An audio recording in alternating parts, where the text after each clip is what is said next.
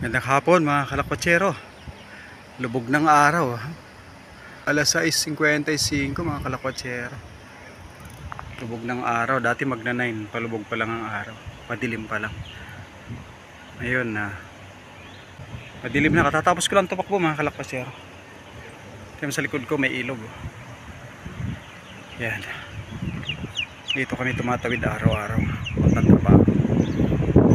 Mga kalakwatsero. Ako nakatira sa bahay na yun. Yan. Thornton Drive number 27 mga kalakwatsero. Pero galing kami dyan sa mataas sa building yan, sa harapan. Lumipat kami kasi medyo hindi sanay sa pagkain na Pilipino yung kasama naming Australian. Kasama namin sa bahay siya mismo. Hindi namin alam kung totoong pinapaalis na kami ng real estate or siya lang para gusto niya masolo yung bahay. So, anyway, choice niya naman yun eh.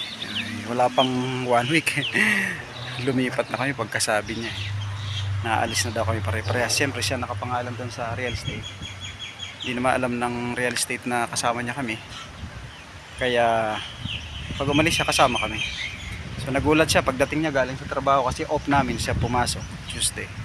Pagdating niya mga ganitong oras wala na yung gamit niya, tumawag, nag-hysterical siya. Tumakas kayo, di kayo nagbayad. Sabi ko, hintayin mo kami, babalik. Kailan? Sabi ko, pag sinabi kong babalik ako, babalik ako. Hindi niya alam, naglalakad na kami galing kasi dito sa bahay. Yun lang naman ang daan. Papunta sa bahay doon. Mga isang minuto nandun na kami sa taas. Sabi ko, para ka namang $350 iiwanan ka namin. No way, sabi ko. Ganda ng bansa niya, sabi ko. Tumakas nga kami sa Middle East para dito sa magandang bansa. Sa halagang 350 tatakasan ka namin. Ang ganun. Nangyara namin, lumipat na kami. Yan mga kalakwatsero, medyo padilim na ang klima dito mga kalakwatsero. Yun nga, maaga nang lumulubog ang araw. Dati alas 8, padilim pa lang. Ngayon alas 6, madilim na. Padilim. Kasi December mga kalakwatsero, summer dito sa Australia. So ngayon katapusan na ng March, mag-April na, malamig na. July dito ang taglamig mga kalakwatsero. So yun,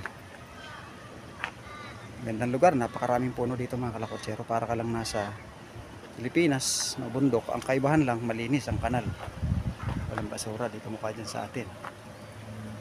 Puno dito, tropical country din mga kalakwatsero, parang dyan sa atin.